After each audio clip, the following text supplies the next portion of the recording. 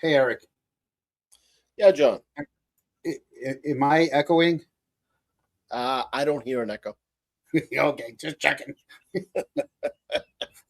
Every time I watch that opening, I realize, and is my mic okay? Am I too loud? Anybody? I notice every time I watch that opening that Brandy has so much energy in that opening. Oh yeah. At least her Muppet does. I'm gonna be good. I'm gonna try not to open these. I mean, these are some of my favorite. Oh, Mike and I grape. Mike and I the grape flavored ones. It's like when I was a kid. I thought when you first showed them to me that those were good and plenty. I'm like, oh, those are awful. Oh my God, those just showed up before we went live. I'm gonna put this down. I can't be distracted. Good evening, everybody. Welcome to Canton Chronicle Live. I'm your host, John Camo. Some of you know me by my Twitter name, Dixie Enormous, and some of you call me other names, and that's okay too. John. Me. John. Yeah. What? Everybody knows you. I'm Eric DiGiramo. Let's get on with the show. All right. I was going to say, with me, right there to my side, is my co-host, Eric DiGiramo, but he cut through. Yeah, that's fine. We have a lot to discuss tonight. Oh, thank you. I even have my squishy. This is so I don't touch the mic. All right. Mullen's the assist. Mullen's the assist, so I don't budge around with the mics. I know you hate that. Excuse me. So I got an ice cream cone in one hand and a Prixin in the other. Oh, we got a good show. Hopefully we have a good show. We have a lot to discuss tonight. We got Brian Higgins, the unanswered questions about where he was, where was his Jeep, the incredible obstacle course involved in obtaining public records from the town of Canton. If we get to it, we get to it. If not, that gets pushed off again because they pushed us off. We can push that one off. But we're not beginning tonight with Higgins. Or we're going to get into Yannetti and Gretchen Voss, but we're not going to start with any of that. We're not. How come? We're not beginning with Proctor. We're not beginning with the Commonwealth or any other contradictions or inaccuracies. We're not starting. We're going to be talking about the Forensic 4 or the Forensic Room. We're not starting with that. We're beginning with John O'Keefe. Because the reason people are still examining the evidence, reading reports, comparing testimony, asking questions for more than 4 years is that John O'Keefe deserves justice. And many of you know that message is now a song. John O'Keefe Deserves Justice is officially available on Spotify, Apple Music, iTunes, Pandora, and other major streaming platforms. So tonight, before we discuss any pieces of evidence, any Canton emails, any Canton news, I would like to play, because I'm proud of it, I would like to play a video for you guys, and it's John Deserves Justice. Here we go. During a blizzard, there's no other cars on the road, so you're not coming down with sirens blaring, waking up an entire street, a neighborhood. It was just lights and flashing, and to be honest with you, you couldn't see very far.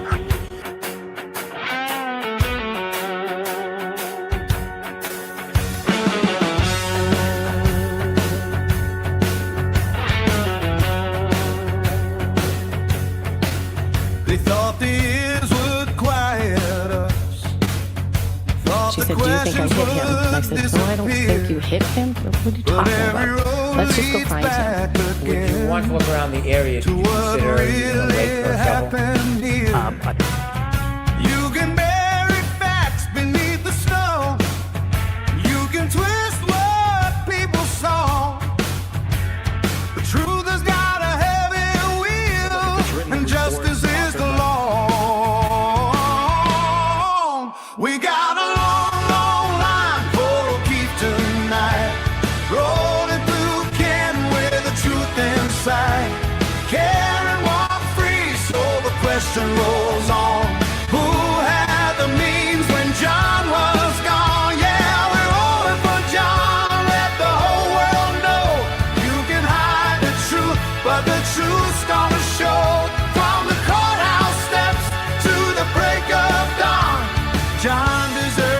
justice, so we keep rolling on. They put one woman in the chair and told the world the case was clear. But 12 voices heard the evidence and would not convict her here. Karen walked out innocent. The Commonwealth had its say. But John still deserves justice. That didn't end that day. Because somebody knows what happened. Somebody saw the signs. Somebody had the opportunity in some way in that timeline. We got a long, long line for a key tonight. Rolling through Canton with the truth inside. Karen walks free, so the question rolls on. Who had the means when John was gone? Yeah, we're rolling for John. Let the whole world know.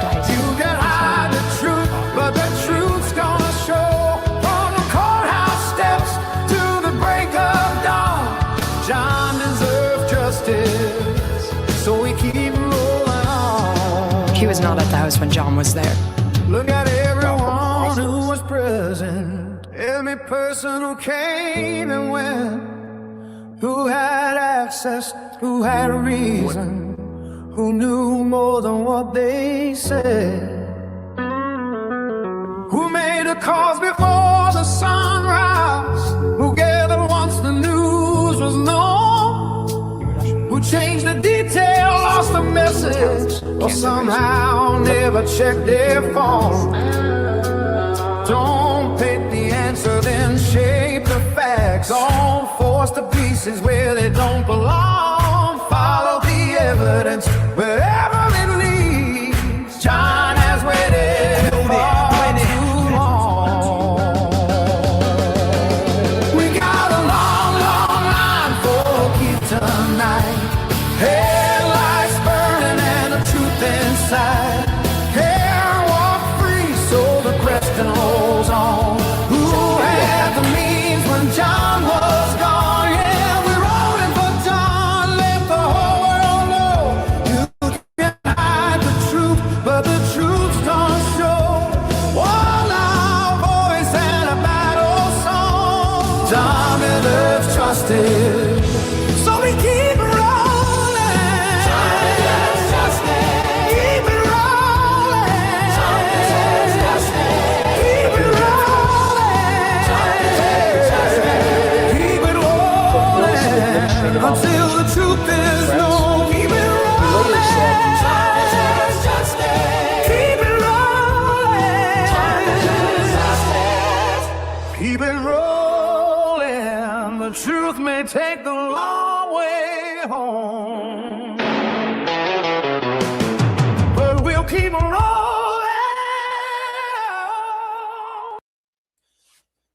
John, great song. You've outdone yourself again. Well done. Well, I have some people to thank for this, for that song and the inspiration. And I think, Eric, you have the same people to thank for this, because it's, again, it's not us.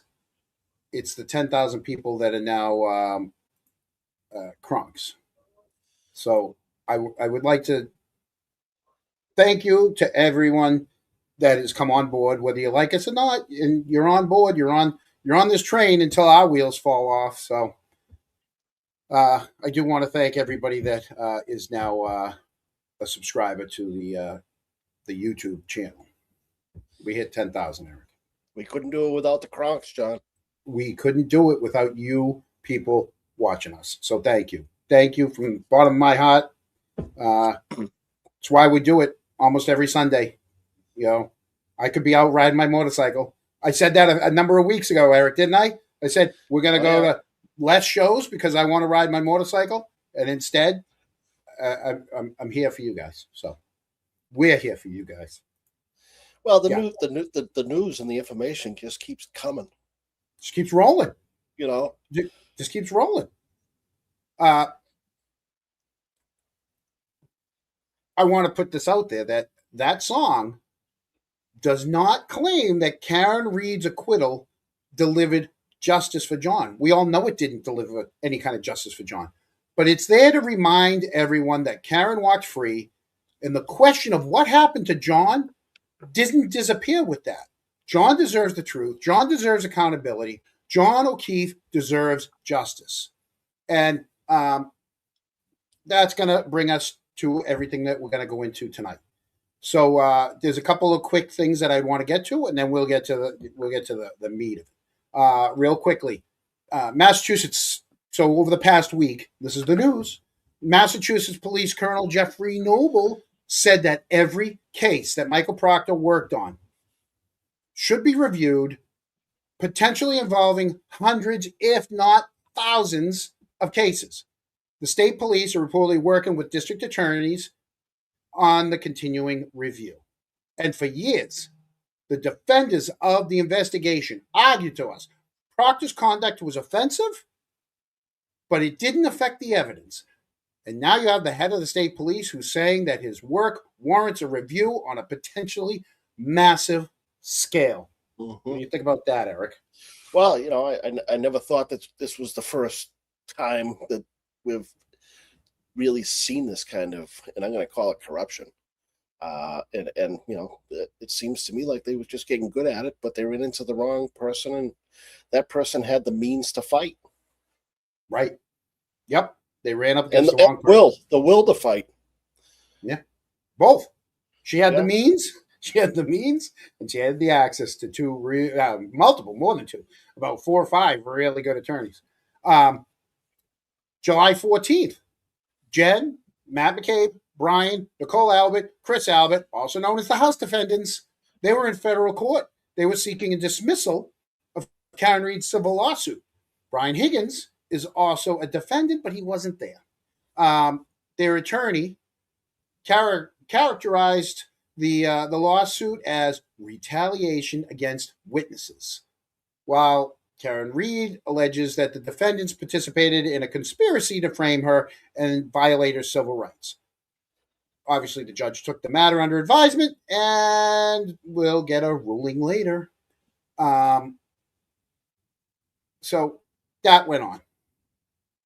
Apparently, the defendants are arguing that their testimony and communications are protected or insufficient to support the lawsuit. And Reed's side wants the opportunity to obtain discovery, examine communications, take depositions, and test the alleged relationships. Again, relationships. So the first major battle in her federal case, not over yet. We don't know who's telling the truth. It's over when it's over. It's going to be years. It's going to be years. Which is weird because this is, the people who reportedly said that they wanted the truth to come out. They're now asking a judge to end the case before any truth can come out. It's amazing. The thing, it's weird. It's because it is their legal right. And of course, their attorneys are going to argue that the lawsuit is legally defective. But it's also fair for the public to examine what information would become discoverable if the case survives. So that happened last week. What else happened last week? Oh! Canton police charged a man after he allegedly opened a bedroom window, grabbed the ankle of a sleeping woman. 21-year-old Canton resident faces charges of breaking and entering and assault and battery. They found that the perp had tried contacting the woman on social media about an hour before the breaking and entering incident. Happened around 2 o'clock in the morning, 2:10 in the morning, so it wasn't 2:27. Happened around 2:10. He opened the window from the outside, called her name, and ran off. They learned that she was asleep and that her ankle was grabbed. She kicked at the person and ran out of her room. He apparently was arrested at his residence after he allegedly fled the scene. Another one fleeing the scene. We remember someone else fled the scene back in 1990. We don't want to say any names, but you know who I'm talking about, right? Yeah, I know exactly who you're talking about. I think Okay. everybody knows who you're talking about. Also went to Stoughton District Court. But this guy was on Wednesday. A judge ordered that he be ordered to be examined for competence to stand trial. So there's that. On a positive note, a rugby fundraiser at the Irish Cultural Center raised support to help children with epilepsy to obtain service dogs. First of its kind, held last Sunday at the Irish Cultural Center in Canton. It was organized to help families with kids battling epilepsy, and it was inspired by a brave young girl and her older sister. And sources say they got a chocolate lab. So yeah. So there's some good news. And I'm not sure, but somebody had reached out to me saying that the Canton hockey team was going to be at the Red Sox game, on it at the Red Sox game. I didn't hear anything, so I don't know if that happened yet. But when we hear it, we'll tell you. John, can we assume that the predator that is now under psych evaluation is in a facility and not in Canton roaming free? You can't assume anything. Okay. We're going to see later what happens when you assume things. Well, hopefully he's in a facility being evaluated. We got 4 ladies that assume things, and we're gonna be talking about that. But before we get to the 4 ladies, the foursome, the forensic room, I have a video I'd like to share with everybody, and I'm going to. And Eric is not going to allow me to pause it all the time. Maybe we'll pause it once. I don't know. I'll try not to. We'll just play it right through. Just let it play. We're going to let it play. So before I play it, I want to stop and give enormous, well-deserved credit to someone that a lot, we have people that have mixed feelings about this person. But please hear me out on this, okay? Well-deserved credit to Vince, the loophole lawyer. Now, understand why. And a very recent video that he put out, you have to go back to March of 2025. It was our 10th episode. Eric, you remember our 10th episode? We probably had 10 people watching. Okay? Yeah, well. All right. We didn't know. I mean, look, we're still a low-budget show. I mean, I'm sitting on a couch in my basement. Ma, the meatloaf! Anyways, it was our 10th episode. At the beginning of that show, we were joking that we had 10 people watching. I was playing clips from my phone. I was writing names on the back of a piece of mail. I was telling everybody that was watching to grab a pen and paper and help Wes because we were struggling to keep track of where everybody claimed to be. It was as low budget as it is right now. This was before the Kronk board. Correct. Before we actually went to CVS and got a Kronk board. Okay.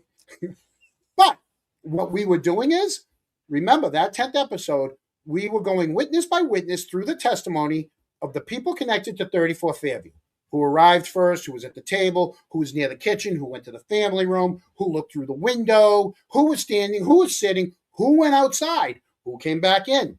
Where was Brian? Where was Higgins? Where was Higgins' Jeep? Right? We compared the testimony of Brian Albert Jr., Nicole Albert, Jen, Matt, Julie Nagel, Ryan Nagel, Ricky Dantona, Sarah Levinson, right? We talked about the witnesses who saw Karen Reed's SUV. They saw Ricky's truck, but they didn't see a full-size Jeep with a snowplow on the front of it. We asked whether the Jeep was ever actually parked where they claimed, where some of them, not all, some of them claimed it was, right? I still think to this day it was in Kelleher's driveway. Just, I don't know, little birdie across the street. I don't know. Yeah. Yeah. We tried to determine whether all of these people could possibly have seen the same events from different places at different times while given accounts that didn't fit together. More than a year later, here comes Loophole Lawyer. Much bigger platform, tremendous audience, incredibly well-produced videos. Like I said, people, some of you don't like his live stuff and different things, but you have to watch his stuff because he's really that good. He misses stuff that I missed, and you're going to see why. Okay. I'm not saying this, and I'm not going back to saying, oh, I saw it first. We talked about it first. It's not the point. The point is 16 months after that 10th episode, after a second trial, after hundreds of hours of testimony, after everything that's been released, some people like Vince, Sam, us, and some other people, right? There are some people that are still examining the witnesses and trying to determine who was there, who was where that night, who was here, who was there, all of them, right? The questions didn't disappear. Goes along with that song, right? So Loophole deserves tremendous credit for what he did here, what we're going to be showing. He went back into the first trial, located the testimony from virtually everyone who described the movements of Higgins, placed those clips, kind of like what we do, right? But it's way tighter. You'll love it. Well, some of you will, some won't. But he put those clips right beside another so viewers can see the contradictions rather than simply being told that those contradictions exist. He reconstructed where people claimed they were sitting, where they were standing. He examined when Higgins could be inside the house, when witnesses could no longer basically say, well, yeah, he was in the living room. He wasn't. He was in the kitchen, or he went outside, or right? He compared the testimony about where the Jeep parked at the mailbox with everybody else. And then he explored the contradiction between Brian Albert saying that he showed this was something that, I dove into early on, that Brian Albert said, I showed Higgins the military photos in an upstairs bedroom, but then the other people say, no, it was in the living room. People living in that house would know who those pictures are. You don't forget that kind of thing. All right. And then he came up with two observations. So truth be told, we were texting, all right? We throwing stuff back and forth at each other. He was asking questions like, hey, what, and I was just giving him the answers that I believed to be true. And he came up with two things, and he will credit me for something. I thank him. He didn't have to. It wasn't me. He came up with this.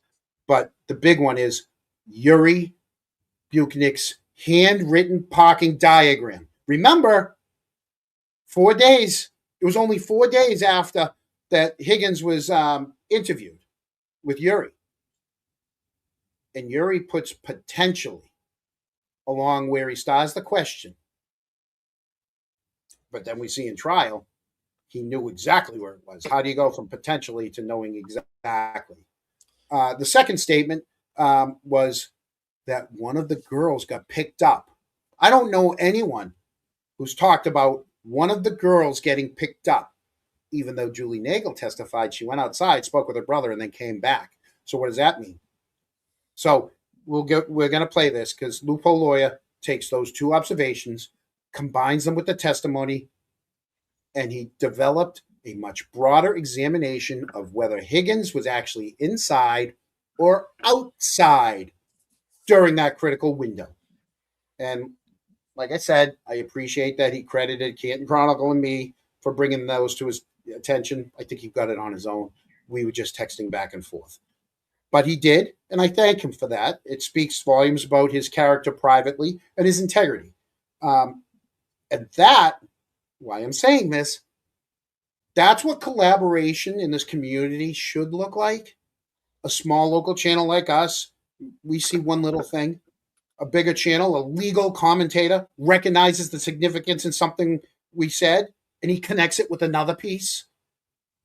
And then maybe someone else finds a document or a timestamp or testimony that changes it yet again.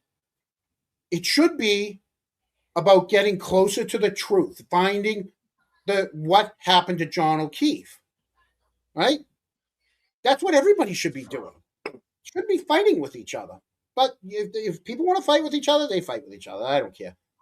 So today, I believe Vince is bringing that same fundamental question into a much larger audience. He's showing that the testimony still doesn't provide an answer. So if he's going to keep digging, we're going to keep digging. If he's going to keep comparing testimony, we're going to keep comparing testimony. So without further ado, let me bring this up. And like I said, I'm going to try not to pause this. All right, and we'll watch it together. Eric, if you want to pause, you tell me. If Eric, if you want to say something, I'll pause it. All right, sounds good. All right. Here we go. Even Yuri Buconic notated in the top left. Cars parked question mark with a star. We had put some plaques and some stuff in his room upstairs. I thought he would want to see the photos, so I had him look at them. Did you go upstairs at any time? No. She's drunk. What is the fucking thing that you don't get through your head? Liza Little gets another witness to crack and admit that Brian Patrick Higgins was not in the house. His room upstairs, had him look at them. Did you go downstairs in any sort of basement area at any time? No. I came in through there, and it's kind of like you're in the kitchen. I think there's like an island, so to speak. You may be able to sit at it, and Brian Abbott Jr. was right there, and again flanked by one, if not two, females. You arrived home. Who, if anyone else, came by your house? Well, once we were there, it was me and my daughter and my husband, and Brian Higgins had come in. Brian Higgins? That's right. Our favorite big boy, Brian Patrick Higgins, is back in the spotlight. We have new information with regard to Brian Patrick Higgins and what he told Yuri Buconic and Michael Proctor just 5 days after he murdered John O'Keefe at 34 Fairview. Let's watch. Mr. Higgins, did he come in around the same time as you, or did he come after or before? Yeah, he came in the same time. I mean, I think he might have pulled up to our house before us. But we got out of the car and went right into the house. So I assume he just came in, basically around the same time. Before we fully analyze that new information, it's critical we set forth the timeline on that fateful morning. And that's why we're listening to Nicole stumble over some story as to where Brian Patrick Higgins parked his girly Jeep. Let's keep listening. So I made the sweep, and as I could see the vehicle coming up, I made the sweep, got out of the way so he could park.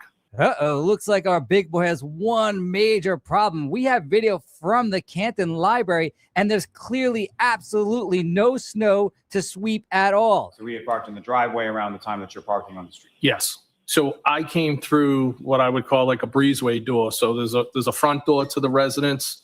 There's the garages, and in between there is a like a breezeway door. I came in through there, and it's kind of like you're in the kitchen. I think there's like an island, so to speak.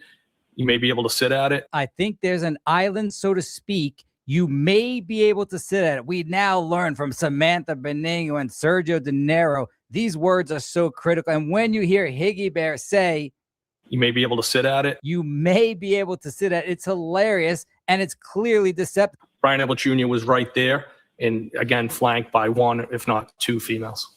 Brian and his two friends were already there, and then my sister Jen and her husband Matt came in maybe like 12:15ish. Actually, at 12:15, Hen McCabe, along with her husband Chubbs, were driving right past the Canton Library. While you're at your house, where is it that everybody sort of congregates?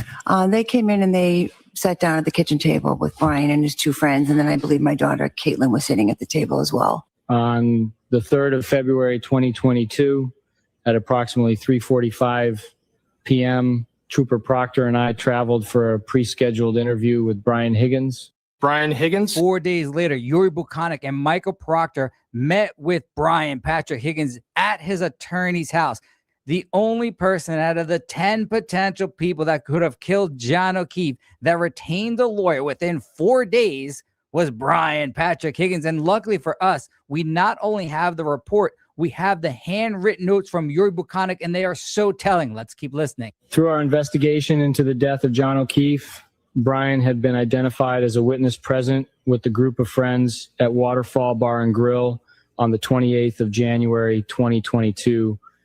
Brian also was one of the friends invited back to 34 Fairview Road in Canton following the bar closing for the night, and was a witness to events inside the home. The following is a summary of information requested and provided by Brian during that interview with Trooper Proctor and me in the presence of his attorney, Michael Donatel. Prior to sending John a text message at 12:20 a.m., "Where are you?" Yes, I said, are you coming here, with three followed by 3 question marks. Brian remembers Jen being on the phone with John and giving him directions to the home. Not only did Yuri document the fact that Brian remembers Jen being on the phone with John, and we know it has to be at approximately 12:18, we can actually see that he wrote it during the meeting. When Jen McCabe arrives at the house at 12:18 and 50 seconds, you do have 49 steps taken. And that lines up exactly with the library video that Corey Hopkins obtained and the route that Jen McCabe took. Remember, it only took her 4 minutes to get from the library to 34 Fairview. At 12:20 and 48 seconds, just a minute after this, Brian Higgins is going to text John O'Keefe. Yes, I said, are you coming here, followed by 3 question marks. And we know that Jen is on the phone with John during this time that she's moving. She's not calling little Colin Albert. She's not calling Chris Albert. She's on the phone with John. Karen's drunk and lost. And now Higgy overhears it. And we know Higgins overhears this because he told it to Yuri Buchanek. And Yuri Buchanek documented it. That's important too. Because Eric, I lied, I know you were gonna. but I made 5 minutes. I made it 5 minutes real quickly because it's going to be something that he doesn't bring up, or at least I don't think he does. I only watched it once. Do you remember? So they're placing, so he's confirming that Higgins is in the house at this point, right? Yep. Okay. Remember Caitlin Albert? She never saw Higgins. She thinks he came in later when she walked in with her mother and her father, when she saw Colin. Right? Right. Okay. She doesn't see him. Again, her testimony doesn't make any sense. Caitlin's makes no sense because she would have walked in with her mother and father well before Jen and Matt get there. And if Jen's on the phone, if Jen is on the phone and she's on speakerphone and Matt can hear it, because we heard Matt testify that he heard everything in the conversation, that means everybody else in the kitchen heard the conversation because Higgins heard the conversation. So why didn't Caitlin see Higgins? Just something. Okay. Now I'm going to go back. That's number one. I'm going to count them. I'm going to try. Talking about motive here. This is interesting, though, because this does help us to see, okay, distance-wise, it's certainly comparable. In the complaint, they have her walking around. See, the heartbeat means we're looking at the heart rate. You're fine. You stop it there for a second. Yeah. Wasn't she annoyed by Karen? What was that first call? Shit, around 5 a.m.? She's drunk. What is the fucking thing that you don't get through your head? Go get drunk, then watch your heart rate. I have no problem testing this out. I've actually ran the first part of that test multiple times. However, I was never actually able to get an accurate accounting of my heart rate, but we certainly know that Jen McCabe arrived at 12:18, and that's very critical because we can place Brian Patrick in the house at that time. However, nobody can place Brian Patrick in the house at 12:20 when he wrote that text message, and nobody saw Brian Patrick in the house when everyone was looking at the window at 12:24. Brian described his positioning at the dining room table as having his back to the picture windows and did not observe any activity outside in front of the home. Brian further confirmed that neither John nor Karen entered the home at any point during the evening. Brian further added that he had no knowledge of any vehicles sitting out in front of the home with headlights on. Trooper Proctor and I once again confirmed that John O'Keefe never entered the home and that there were no arguments of fights between anyone at the residence. Check out what Big John from the Canton Chronicles figured out. In Yuri Buchanek's handwritten notes, he wrote a diagram of where Brian Patrick parked his girly Jeep. However, right next to the diagram is the word potentially, and that is so critical. How could Brian Patrick Higgins not know where he parked his girly Jeep just 4 days earlier during such a significant time where his good buddy and the girl cheating with him behind his good buddy's back died? That is so improbable that even Yuri Buchanek, notated in the top left, Cars parked ? With a star. That's because Yuri knows with all his experience that Brian Patrick Higgins was being deceptive right to his face. I'm not sure. I thought it was out on the curb facing up Fairview, maybe by our mailbox, but it could have been in the driveway. I'm not 100% sure. And do you recall where you parked in relation to the house?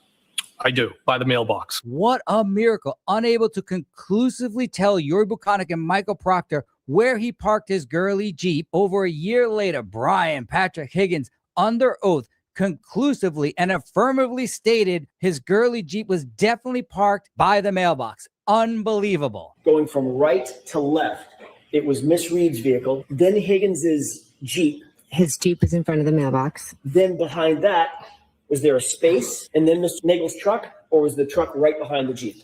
That's what I can't tell you. I just remember seeing lights. I didn't look over and pay much attention to it. I was just quickly looking at the Miss Reed's car. Really can't. All I can say is that when I pulled down, the Jeep was on the parked on the street in front of the mailbox, and I turned into the driveway. Okay. So no, I don't remember where Brian Higgins parked. I remember him pulling out so I could pull in, and then I didn't really see where he parked. You indicated that Jeep was just a little bit in front of the mailbox, meaning about there, correct? Yes. And the rear end of that Jeep would be butting up against the driveway. Yes. At one point, briefly, Brian Albert showed me some photographs, family. I believe primarily it might have been of his son who had recently been in the Marine Corps. So the only two that you recognized at this point in the night, not being sort of with everybody else, were Brian Albert and Brian Higgins. Brian Albert and Brian Higgins were, there's like a room right off of the kitchen, like a TV room, and they were in there just talking. I think Nicole had like put up some new pictures, or maybe the son and the Marines, they might have been looking at a picture. Vaguely have a faint memory of that.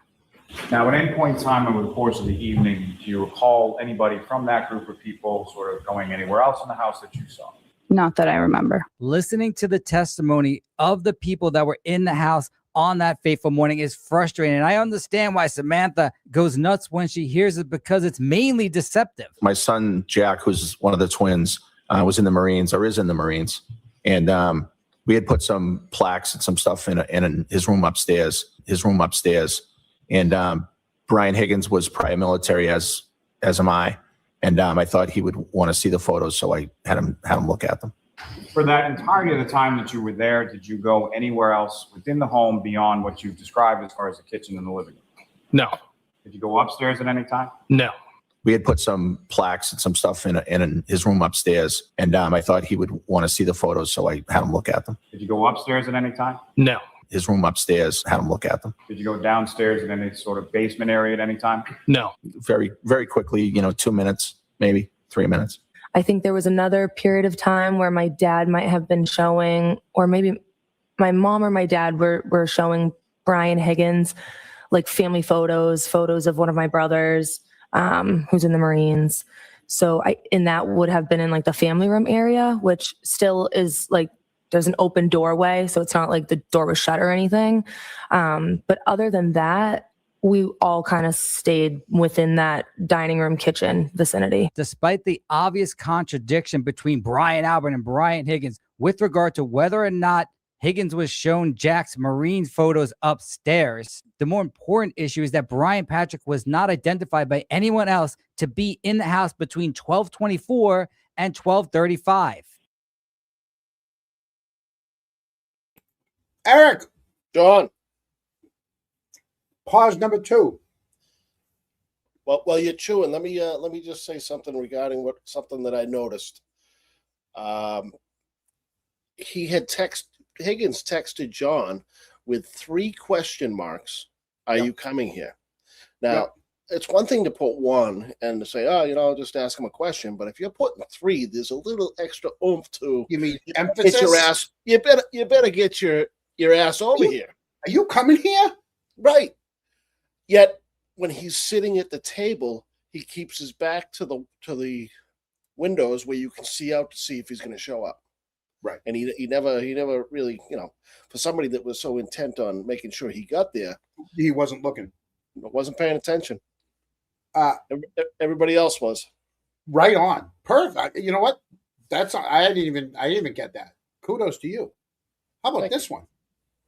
All those questions that Lally asked. Did you go downstairs? Did you go upstairs? What's the question he didn't ask him? Did you go back outside? Yeah. How about that one? He wasn't asked. He's not going to answer if he's not asked. Did you go upstairs? Did you go in the family room? Did you go anywhere else in the house? Did you go down? He was never asked, did you go back outside? Right. Just something I just got while I was watching that right now. Again, things that you pick up on when you watch other people's stuff. But it's only the second pause. We're more than halfway done. And how about this? They all had a story. They all had a story about the pictures. They were in the family room. They were upstairs. Did you go downstairs? Like, they all had a story. They all knew that he went to go look at pictures. Right. They remembered about the pictures. Brian was very, very, he told the story like they were definitely in that room. Right. Yeah. Okay. Keep going. I don't think so. I think Nicole may have popped in for a second, but I'm not 100% positive on that.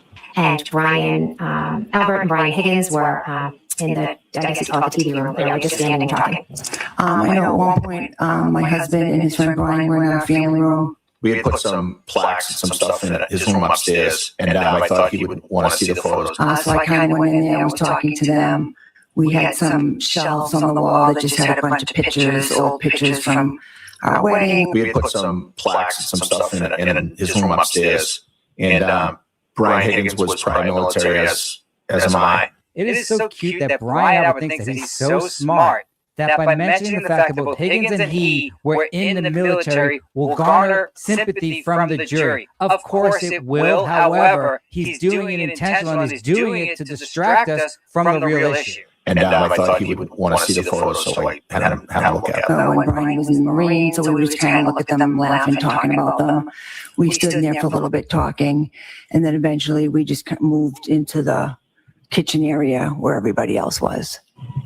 But when you were asked where your husband and Brian Higgins were positioned at the table, you weren't able to place them there. Because I don't believe they ever sat at that table. And what you told the grand jury during that hearing, at least at one point, they had left the room and they were outside of your view, correct?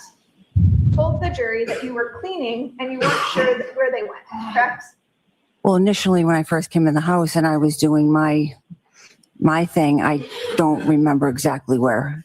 You told the grand jury that you don't recall seeing them at the table, but you don't recall where they went because you were kind of focused on cleaning, correct? Right. And there was one point at which you said that you joined them in family. Yes. Is that right? But while you were cleaning, you said, I don't really know what they were doing, but they weren't there, correct? Yes. An amazing job by Attorney Little. She got Nicole to finally crack and admit Brian Patrick Higgins was not in the house at 12:24, and that is critical because we know that's the exact time John O'Keefe arrived at 34 Fairview. So you recall your husband and Brian Higgins left your view and went to some other place in the house that evening, correct? It could have. Since all the witnesses unknowingly admitted that there was no separation between the family room and the kitchen, and Brian Higgins testified authentically that he never went upstairs, the only other place could be is outside. For that entirety of the time that you were there, did you go anywhere else within the home beyond what you described as far as the kitchen and the living room? No. Did you go upstairs at any time? No. Did you go downstairs in any sort of basement area at any time? No.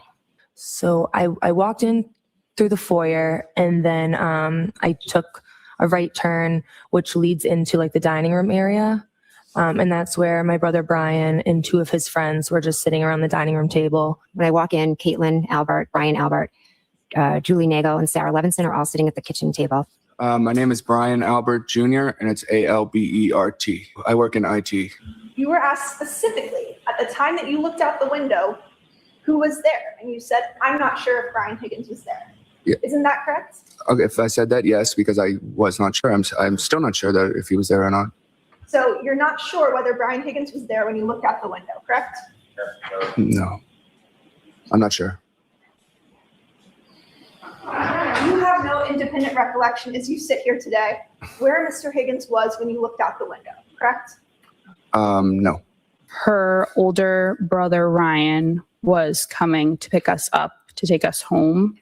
So she went out to talk to him. Prior to him arriving, she said something to me along the lines of Ryan's coming to get us. So while we were hanging out, I believe the girl Julie Nagel's brother came to the house. I never saw him, but I could hear them saying that he was out front. And I think Julie Nagel had walked outside to talk to him. Yeah, I did text my brother to see if he could pick me up on his way home with his friend, on their way home to come pick me up, which they did a little after, probably like 15 minutes after midnight. Just a few people saying, oh, just have your brother come in. So I went outside, and it was my brother in the passenger seat, his friend Ricky, and then his ex-girlfriend Heather. I asked them if they wanted to come in. They said no. So they were parked right at the end of the driveway? Yes. Ricky's pickup truck, a Ford F-150. I walked down the steps through the little path, and then down the driveway. And they were parked right in front of the driveway. Julie Nagel went outside. Yes, her brother had come to pick her up. And so she was going to go tell him, try to get him to come in. If you know, about how long was Ms. Nagel outside? I believe it was just a few minutes. And so I looked out the window at that point. And she was outside talking to her brother. So his truck was there, and I saw another car there as well. So at any point in time that you were inside of the house, was your attention drawn, or did you look out the windows or the door or anything like that? No. You were asked specifically at the time that you looked out the window who was there, and you said, I'm not sure if Brian Higgins was there. Yeah. Isn't that correct?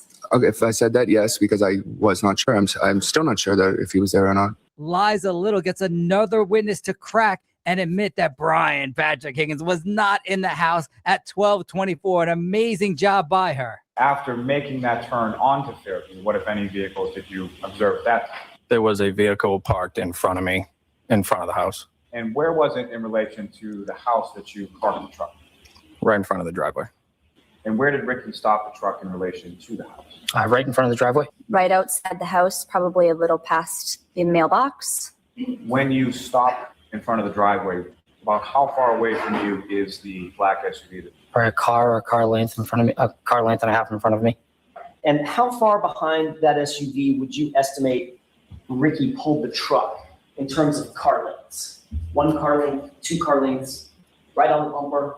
Yeah, less than 1 car length. What, if anything, was in between the truck, Ricky's truck, and the black SUV in front? There was nothing, sir. The conversation with Julie, how long did that go on? I would say maybe 2 minutes. And if you recall, just in general terms, what was sort of the discussion about? That she no longer was going to take the ride and asked if we wanted to come in. Using that laser pointer, just direct the jury's attention to where in the photograph that. Right in front of the driveway, right there. The street in front of the house where Ricky parked the truck? I do, sir. Right about there. Where you parked in relation to the house? I do, by the mailbox. Isn't it funny how certain Higgy Bear is where he parked his girly Jeep over a year after he did it, but just 4 days after his good buddy died at 34 Fairview, he could not conclusively tell Yuri Buchanek that he parked that Jeep in front of the mailbox. The back end of the Jeep would have been right around the mailbox itself. You did not see a Jeep with a snowplow on the front parked in between you. I did not. And in fact, you didn't see a Jeep with a snowplow parked anywhere on the property. To the best of my knowledge, no. And you didn't see any other vehicles parked along the property line other than yourself and the black SUV. Correct. Exactly where was your Jeep in front of that house? By the mailbox. Fairview, maybe by our mailbox. Did any car pull in between Ricky's truck and the SUV when you were sitting behind the SUV? No, sir. You didn't see a Jeep? No, sir. With a big old snowplow on the front of it? No, sir, I did not. That's quite a bit of detail about where that Jeep was. Would you agree? No, because I drove down the street and I took a left into the driveway and there was a Jeep there. That car was never between your car and the SUV, was it? I never saw any other vehicle in between us. You certainly did not see a full-sized Jeep Wrangler outfitted with a snowplow between the SUV and Ricky's truck. I did not. And then after the end of the driveway, there was a Jeep. And after the Jeep was the SUV, the dark SUV. Obviously, Chubbs McCabe is lying here, but if you had Hen McCabe as your wife and she told you that that Jeep was parked in front of the mailbox, wouldn't you testify to that too? Sounds like a ridiculous question. You didn't see any other cars. There were no other cars between the two of you. Correct. While reviewing those handwritten notes, Big John also pointed out that there was a quote, one of the girls got picked up. That may seem innocent, but it goes to further support that Brian Patrick Higgins was not in the house after 12:24 because he would have known that Julie Bagel, after a few minutes, came back into the house. However, he told Yuri Buchanan, quote, one of the girls got picked up. That is very telling evidence that Brian Patrick Higgins, old Higgy Bear, did not attack John O'Keefe inside the house, but most likely did it outside. But no matter where, at 34 Fairview, Brian Patrick Higgins attacked John O'Keefe, we will never, ever stop producing these videos until the real killer, Brian Higgins, is brought to justice. Gay Jeff, kiss me. Not like a friend. We'll play video games together.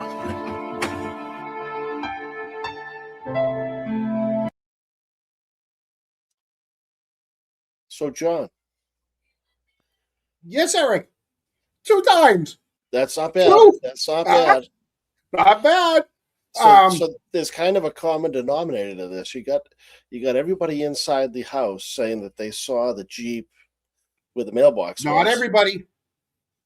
Not everybody in the house. Not Higgins, yeah.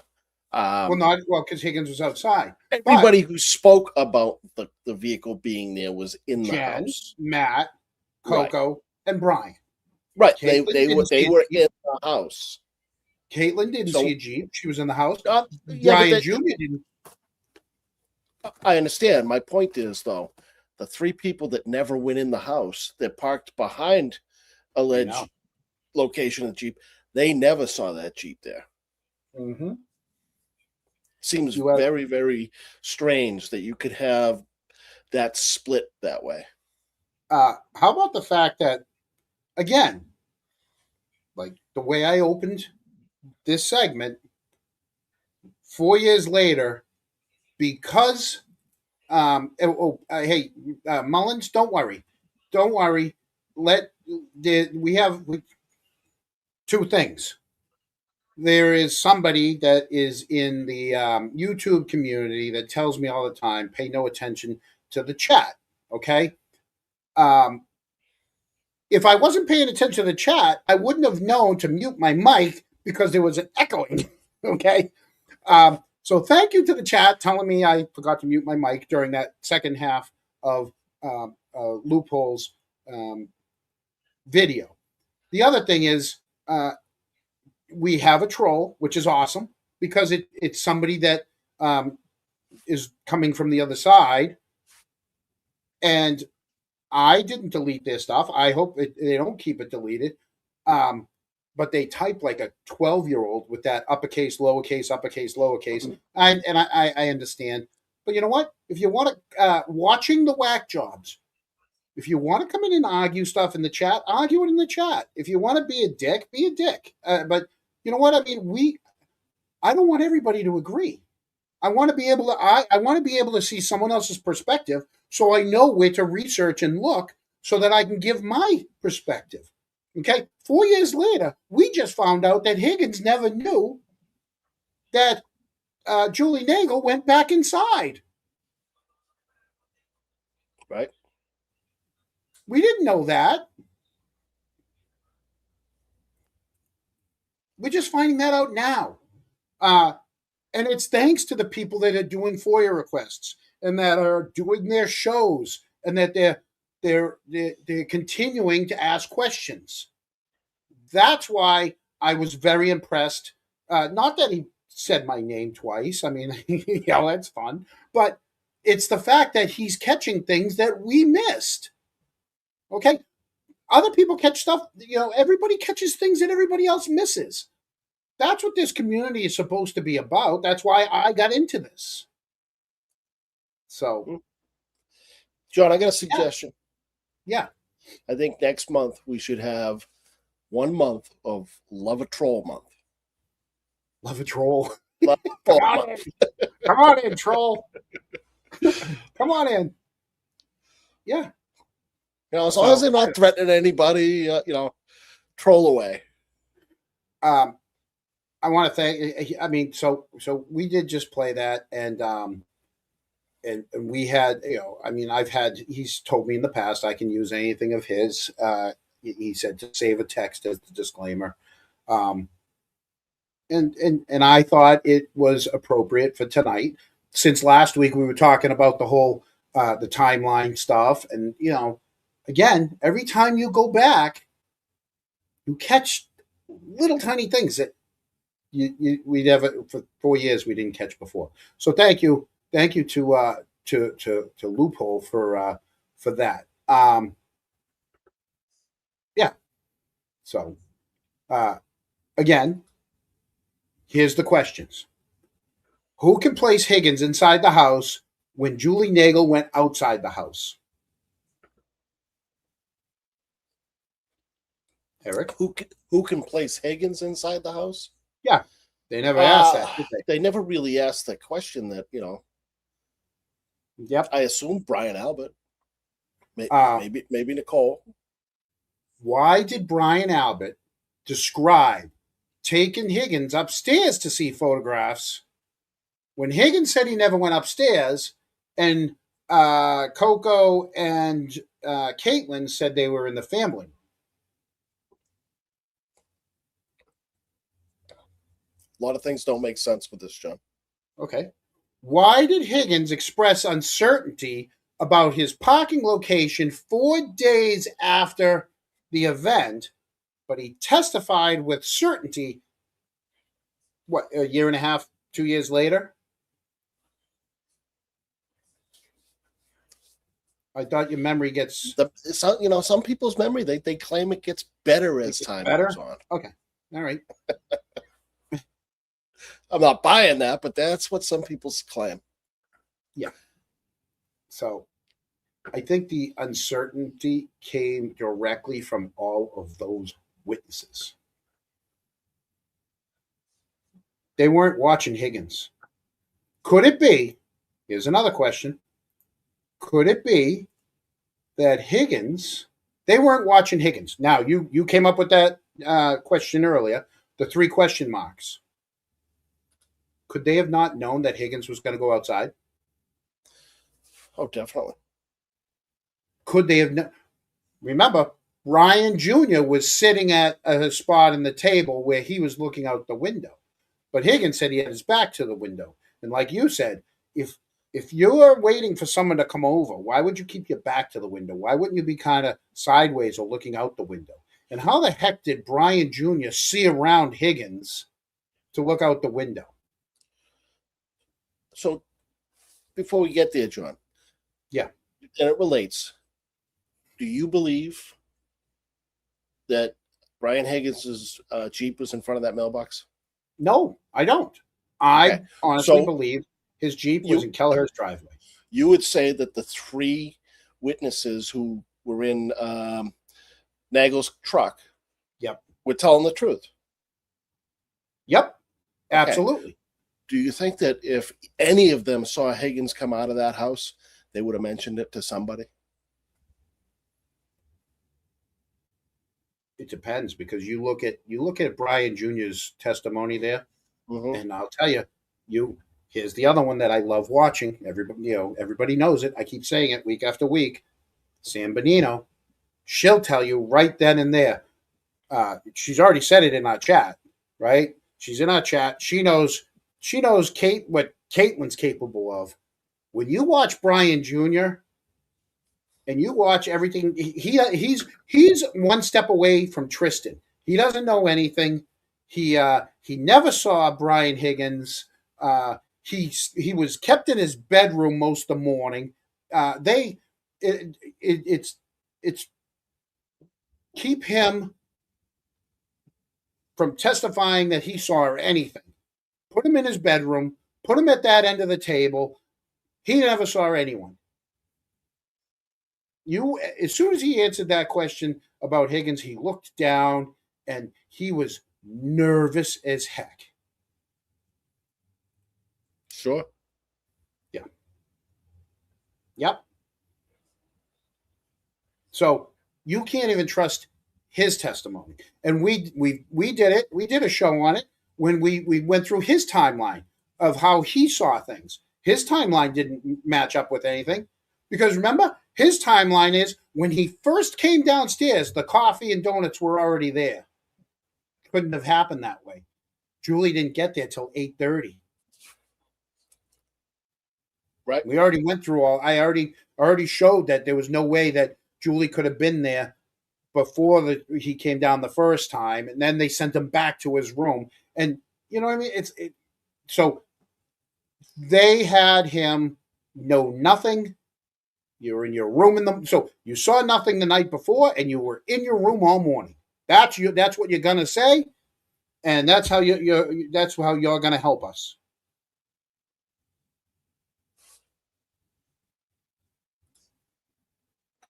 But yep, after watching that video, I now believe Higgins was in the house. Higgins heard Jen on the speakerphone with John. Higgins had texted, "Are you coming over?" Question mark, question mark, question mark. Like you said, "Are you coming over? Are we doing this? Let's dance." Right? He wanted to dance. And he went outside. And that's why Jen was walking to the door. And that's why they were looking out the windows. So I disagree. I don't think Higgins went outside. I do. I understand. I think there's three witnesses that somebody, that would have said something. Yeah. I mean, they had nothing to lose. They had nothing to lie for, or if there's any lying going on. But Yeah, they had. I think you're protecting more things that were going on that night. I think there was more to that after party than meets the eye, because. Oh, I'm not saying there wasn't. I just don't think that Higgins went outside. Right. Yeah. I also think that if there was a fight, Karen, and it was outside, Karen probably would have saw it and called 911 herself. Right. So. Or at least got out of the car and try to get it to stop. But yeah, one way or the other, so, she would have just left. Right. Yeah. See, Brandy think there's more. Sure, there is more. The great dancing Muppet Brandy does. And Buzzing thinks there is too. There you go. It wasn't only snowing outside. All right, let's move on. So, thank you, Vince. Tonight, we were already planning to discuss, like everybody else, Gretchen Voss's article and the attacks being directed to David Yannetti. Then, almost on cue, the forensic room gave us a perfect demonstration of the problem. They took a question about Jen McCabe's telephone call to Tom Beatty, and they turned it into an accusation against people asking about it. They took a conditional statement from David Yannetti and turned it into a confession. They took an initial arraignment statement and turned it into an admission of guilt. They attacked David Yannetti for suggesting that people show restraint towards jurors. So rather than merely describe how context gets stripped away, tonight we're going to watch a couple clips from the room. We don't have to watch. It's not going to be as long as Vince's. It's like 1-2 minute clips. All right. So let's play the first clip, and then I'll talk about it. All right. So let's see. Let me pull this up. I think it's this one. Hopefully. We got to bring that back to here. Hold on. Give me a minute, Eric. Eric, do you have some housekeeping while I'm getting this ready? We got housekeeping? Yeah. Yeah. Right there. We have a new member. Yeah. And thank you, SK27, the Muppet Man. How about Gifted that? 10. That's Yeah. nice. And James, the hot talking donuts are freezing. Really? That's it. A car that wasn't in the driveway at 7:00 in the morning. Right. And it was pretty cold that morning. I will never stop saying that. Julie says she pulled into the driveway to bring the coffee and donuts to put it in the car in front of her, which she says was Brian Jr.'s car. But if you look at Gallagher's picture at 7, there was no third car. Brian Jr.'s car wasn't there. There was only Brian Sr.'s and Coco's. And then Jen and Matt's SUV after that. That's it. So how did Brian Jr.'s car get there at 8? Because the Canton police said nobody came or went, and they said nobody showed up to the property. So it had to have been after the police left at 8:00 and before Julie got there at 8:30. Who showed up? That's just a question. All right, here we go. Let's see. Hang on, John. Oh yeah. We you know, we got one more. We own this. Give us the fucking timeline. And we'll go easy on you. It's her friend. It's my favorite. There you go. All right. Let's bring you the forensic room. Like Aiden. He did have a bad week. That's right. Yes. I saw them all, just to go off topic for a second while we stop here, but I saw, people like Boozy Beauty and John Camo all making this absurd post. I have no idea. I can only assume that it was because of the Gretchen Voss article. So they must have had orders to go after Jen McCabe.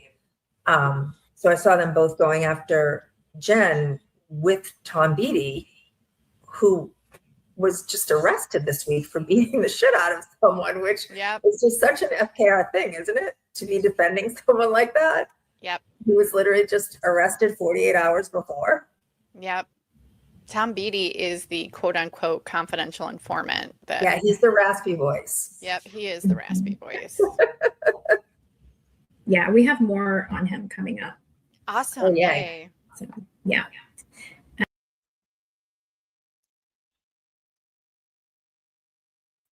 They have more on. Yeah. Do you take marching orders? Apparently. Who do you take these marching orders from? Apparently, I was given orders to go after Jen McCabe. Eric, I don't know. Orders from whom? It's from whom? WHOM. Not from who. From whom? It's who do you think, and you are with whom, I think. I don't know. We'll get. But they didn't say. There's no message. I got no telephone call. I got no texts. There's no evidence showing anyone told me to post anything. And if you guys go back through my Twitter, the ones that for the Crocs that have my Twitter, go ahead and look. Yes, I post about Jen McCabe. I post repeatedly about Jen McCabe. I stand behind every fair question I've asked. What I did not do is I did not receive orders from David Yannetti, Gretchen Voss, Karen Reed, or anyone else. Oh, by the way, when you watch this, you notice Lydia has her name has changed to Am I Echoing? Yeah, Lydia, in more ways than one you're echoing. What happened is it's a lot less exciting. I've been looking at the timelines. I asked questions. We asked questions about this was about the whole Jen pooping in Lang's house. That was the post I was putting up there. we were talking about January 30th, right? It had nothing to do with the fact that something else was happening. You think I pay attention to every little thing that comes up on social media? A lot of people think I do. I don't. I think you do. try And if you to, don't, but- I send it to you. Right. My posts weren't defending Tom Beattie. They were questions about Trooper DeChico. I posted questions about the witness interviews at One Meadows. Posted about her pooping at Lanks. I posted about the extraordinary number of investigators with whom Jen McCabe interacted with the first 2 days.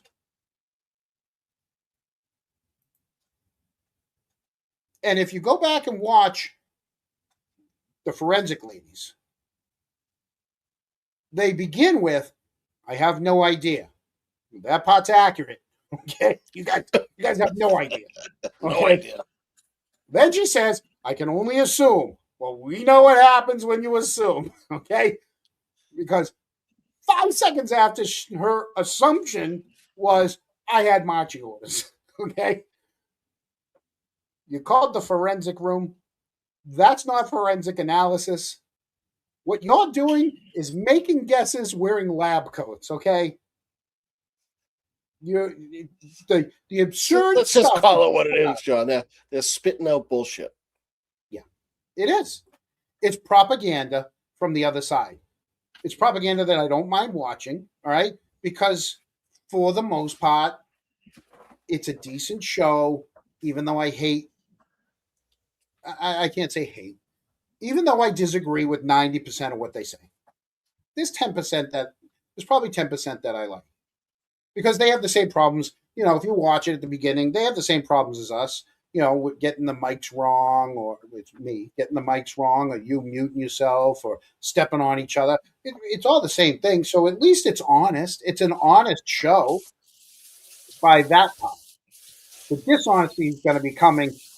You know, we're going to see the rest of the dishonesty, especially when it comes to David Yannetti. So, yeah. Secondly, whatever Tom Beattie may be accused of doing 4 years later doesn't travel backwards through time and erase the telephone record from Jen to him that morning, January 2022. You can dislike the guy all you want.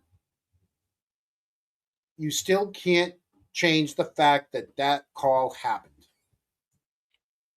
So what they did is instead of addressing the timing or the purpose surrounding the call, they attacked them. They invented an unseen person supposedly giving me orders. And that's their attempt to discredit me for asking questions so that they don't have to answer the questions. Show me the message. Show me the message from anyone that said, I need you to post about Jen. Dude, I post about Jen on my own all the time. She posts about you, John. They do. Usually pictures. Yeah. Yeah, the redhead attacks people on X. The redhead, I think, blocked me. I couldn't find the redhead today. Oh, Mullins disagrees with me. Lots of people disagree with me. You know? You finally got one of them to block you? No, I got a lot that block me. I go searching for people, and it's like, you've been blocked. And I'm like, you know. Oh, yeah. Yeah. I've told you in the past, I block people for the fun of it. I block people so that it triggers them to say, oh my God, he blocked me, and it sends them off the cliff. Then I usually unblock them just to watch the spiral afterwards. But that's just my own pure entertainment. So that was the first one. Okay. Now let's get into the David Yannetti stuff. So they discussed David Yannetti's interview with Gretchen Voss. They reduce his discussion about Proctor's vehicle seizure time to, this is what they reduce it down to. If Proctor didn't alter the time, Karen's guilty. And they repeat it as though Yannetti accidentally confessed that his client's guilt.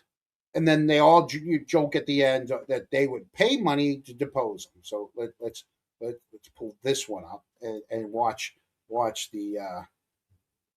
that go. Point, her first arraignment, David Yannetti said it was a terrible accident. Yes. So he had gone over those papers with Karen, and Karen at that time was not denying it. Right. Was not denying it. She that story didn't come until later. And I really think if you listen to everything that Karen said and her family said, I think the reason why that story was born was because she did not want to be seen as the person who killed her boyfriend. Yeah. Mm-hmm. This is exactly how a real quotation becomes a false narrative. David Yannetti was explaining why the timing discrepancy mattered to the defense.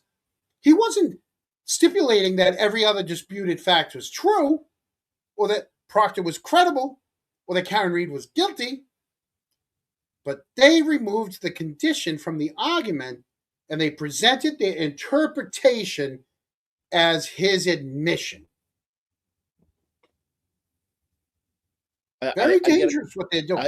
I get a kick out of the fact that they claim that, David Yannetti and Adam Deitch were in cahoots to, doing very unethical things. And it's like, please. Right. Well, then they praise him with the Birchmore. Right. Yep. I have to play a clip because I just had some more Mike and Ikes. How are those great Mike and Ikes? Oh, almost done. Why are you saying that? There's no need for people to hear that. Fact. There's no need to talk about that. One more, Eric. One more? My son Colin, he joined the military. It's a travesty. There you go. That works. They go on to praise Gretchen Voss in her article, and they argue that because Yannetti described the incident as a terrible accident back at the first arraignment, that Karen was initially not denying it. We saw that, right? Mm-hmm. And that the alternate defense story comes later.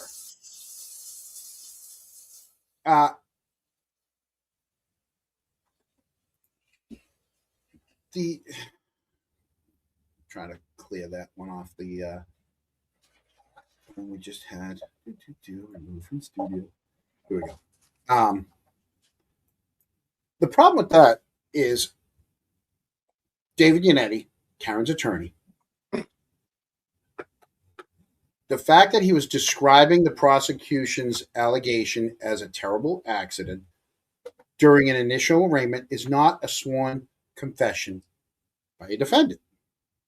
It's an early stage courtroom advocacy before the defense has even received and examined the complete discovery, which we now know 4 years later, they never got the full discovery. We're still getting stuff that they didn't get. Right. They didn't get any of the Canton police station stuff until trial 2. Turning an attorney's first appearance into a binding factual admission is not legal analysis, ladies. It's not. Okay. Well, they like to take little snippets and tell a different story than the true content of a bigger snippet, let's say. They turn it into propaganda. Yeah. Okay. Another takeaway. Let's listen to what happens when David Yannetti and Bob Alessi encourage people to not personally attack jurors. Didn't take a single note. That's how much John's life mattered to him. Yeah. Not a single note. I mean, we just all read Gretchen's article, right? Two of them looked at him and smiled when they came into the courtroom. He did. These are the kind of people that were on the jury, right? Which that's kind of what happens after a 2-year public smear campaign like we've never seen before.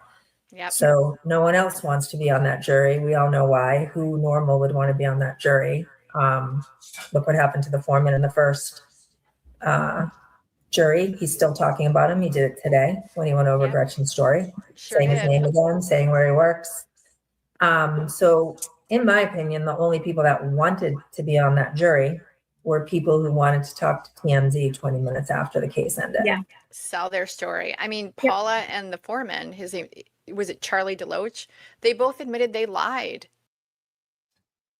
Eric, a minute ago, weren't they just mad that someone else mentioned the jury foreman?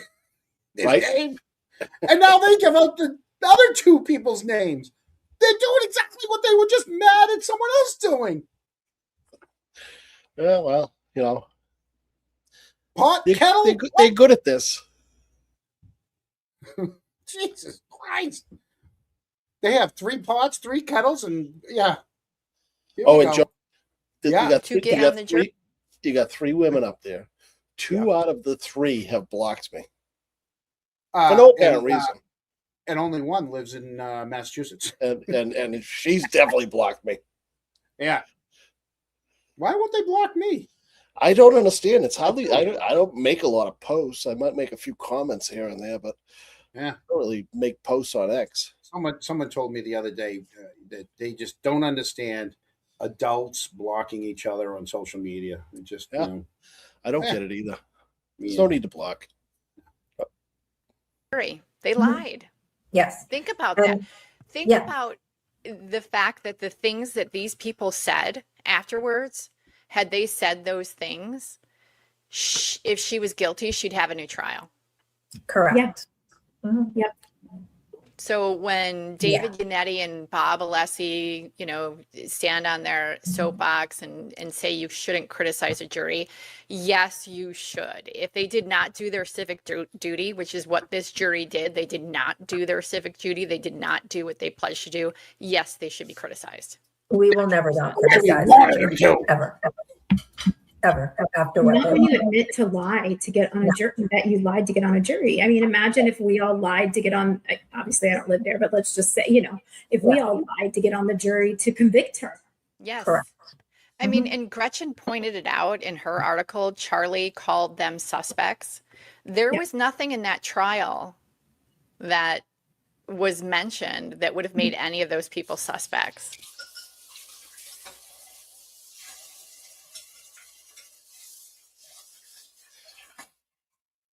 You're muted. Did you see how I spelled jurors with 2 R's? A couple of R's, yeah. Yeah. I was going to spell it with 3, but I'm good enough. 2 R's, because what they said there at the end. Oh. The traffic. Yeah. That's what these ladies did last night. This is part of what these ladies did. It gets, so I'm glad you watched it and I didn't. You got to be entertained somehow. Oh no, sometimes I catch them, but sometimes I just can't do it. There's a major difference between criticizing a verdict and attacking jurors. You can question the decision. You can examine post-verdict interviews. You can discuss whether something was said afterwards that appears inconsistent with what occurred during jury selection. But calling jurors dishonest, soulless, fame-seeking people who failed to care about John, without proving any of that, again, not legal analysis. And then asking people to not engage in personal attacks, that's not weakness or betrayal. It's what responsible attorneys should do after two of them, very highly emotional trials. They can disagree with him, but his request, or both lawyers, Yannetti and Alessi, but their requests for restraint doesn't prove dishonesty, disloyalty, or guilt. It demonstrates that the difference between discussing a case and turning every person who reaches an unwanted conclusion into a personal enemy. Their program, Eric, their program last night was titled Only Karen.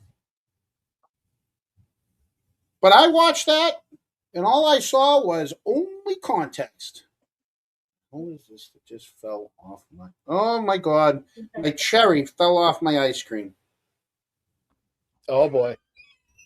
Yeah, it's like when you had the Stretch Armstrong and you pulled them apart. That's not good. There goes my squishy toy. Those ladies last night took a legitimate question about the telephone call to Tom Beattie, replaced it with an imaginary story about marching orders. They took a conditional argument about a disputed timestamp and turned it into a confession. They turned a not guilty plea and characterized it as not denying it. They turned an attorney's request for restraint and treated it as another reason to attack him. David Yannetti did not accidentally convict his client during any interview. He explained why the integrity and timing of physical evidence mattered. He did not enter a guilty plea for Karen Reed at her arraignment. She pleaded not guilty.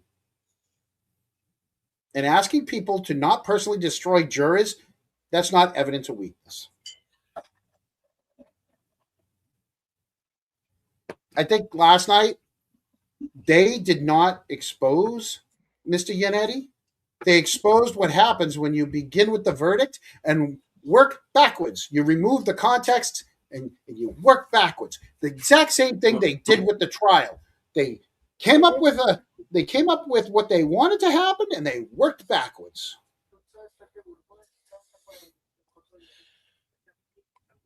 I think they're afraid of Yannetti. Yeah, they know they can't go toe to toe with the guy. That's for sure. Oh, yeah, we definitely can see it. He was all over Twitter today, and I wanted a huge shout out to Mrs. Yannetti. Mrs. Yannetti even stepped into YouTube, into the battle royale circle of Twitter, stood by her man, right? She's right there. So huge shout out to Mrs. Yannetti for standing by her man. Which brings us to a different kind of trial, which not taking place in a courtroom. It was taking place between, we're going to get into a little bit of this, David Yannetti, Gretchen Voss, Boston Magazine. I know that a lot of the other creators have talked about it already. So we're not going to get into it too deeply because basically Boston Magazine has already been forced to correct the record. So on July 22nd, Gretchen Voss published that, in my opinion, that hit piece. It was a lengthy article titled Inside the Campaign that acquitted Karen Reed. Is that you? What are you doing? What are you doing? That's not me, I don't think. Yeah, that's you. What am I doing? I don't know. I heard a beep. No, I heard noise coming out of your computer. Yeah, so did I. And I don't know where it's from. Every week you do this to me. Very strange. Well, if Whitey would stop texting me while we have a show, that wouldn't happen. Text shouldn't be coming through your computer. I know. Well, they do. Oh, do they? I got my phone on vibrate and quiet. So yeah. But one of the Cronks likes the tune. That's how far back my texts are going right now. So back it up. July 22nd, she published the article, and they've already had to pull back some things. Basically, she wrote that the harassment of witnesses was orchestrated by Karen and at times coordinated with her defense team. That's a severe accusation. It implicates the judgment, ethics, and professional reputation of attorneys. David Yannetti, Alan Jackson, whose names appeared all the way throughout that article.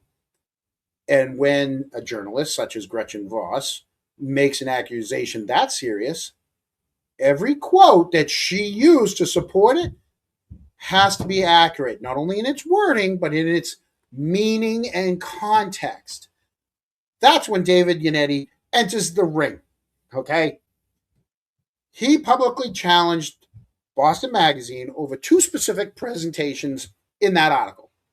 The first one is how how his phone extraction became public. The second one, which is, in my opinion, which is more significant, is the context of the message in which Yannetti wrote, remember this one, "These bastards deserve all the scorn that we are giving them." Boston Magazine has now added a correction confirming that Yannetti was referring to the Massachusetts State Police. He wasn't referring to Jen McCabe. He wasn't referring to soldier in training now, Colin Albert. He wasn't referring to Chris Albert, Deanie Pizza Boy. He wasn't referring to any of the civilian witnesses. He was referring to the Massachusetts State Police, which changes the whole meaning of the quotation. And the way she placed that quote in her story is what makes the problem even more serious. So that came out over the last couple of days. Basically, after she said Yannetti said that quote, she then wrote that Yannetti knew and approved of Kearney's public behavior. So when you end up reading the article, it's almost as if Yannetti knew that Aiden was treating the witnesses like this, but he was really talking about the Mass State Police. Mm. So, John, I think I owe Whitey an apology. It wasn't Whitey. It was Whitey, but he was sending me. I don't know. I don't call it content, but confirmation that our source from last week was very accurate on Michael Morrissey's new purchase that he made. He got a new boat. He got a new boat, and if you check your text messages, you'll see. Do I have to edit this or crop this? I don't think so. No? Maybe one, but I've already edited one. I don't think so. I'm putting these pictures up? It's up to you. Whose dogs are these? Who's what? Whose dogs are these? I don't see. Oh, no, not those ones. Don't put that one. That's why I'm asking, Eric. Oh, the next set of pictures. Oh, wow! There's no back on that boat. There's no what? With the leather seats, all sitting facing backwards and everything. No transom. The boat with no transom right there. No, the Boston Whaler there with two. Oh, the whaler next to it. Yes. Wait, who's got the whaler? That's Momo's new boat. Who's the white-haired guy on the boat with him? A friend. Oh, okay. Morrissey's in the black, right? I think Morrissey is in the, up towards the front of the boat. You can see him. So you can he see his bought a back boat with pad on. Two Mercury. I had a Mercury. Those are 300s. Those are twin 300s. Wow, that thing must screw. I had a Mercury Black Max 250, and that was just a single on a 20-foot boat. Yeah, that's a nice Boston Whaler. That looks like a 27 to 30-foot boat. You gonna show the Kronks? No, I'm looking at it right now. Okay. You think I have time to save that and then put it into? Oh, then there's people in the dock. Here's a close up, a better picture of it. Yeah, we'll put that out there. Yeah. Looks like Whitey was getting another lesson from Momo. What, on how to tie a sheep How to, chain? how to tie some knots. It goes through the hoop. It goes into the cave. Hey, I gotta need a bigger boat. Now I can't wait to talk to Whitey. Let's send him a link. Yeah. So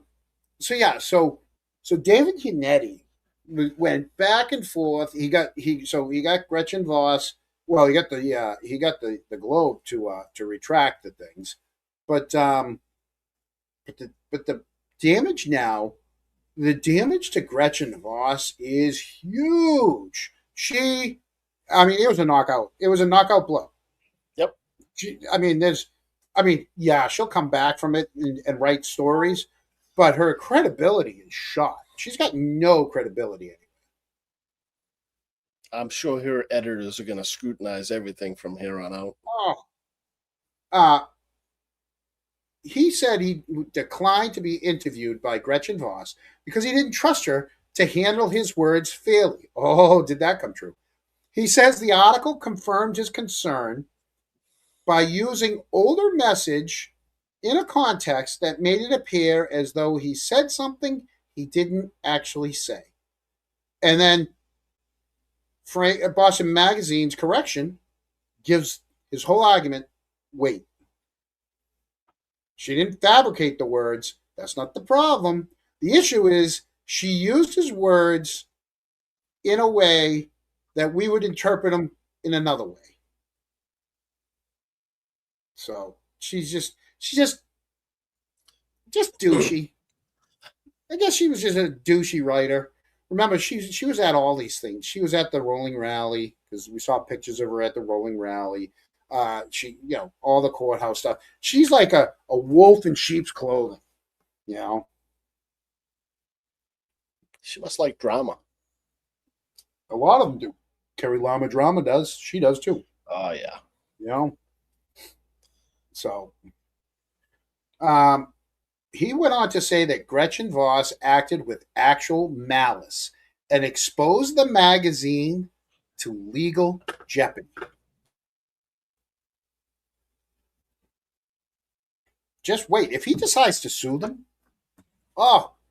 and he gets Boston Magazine's internal communications, or he finds out what the editors and lawyers privately discussed before she's put that out there.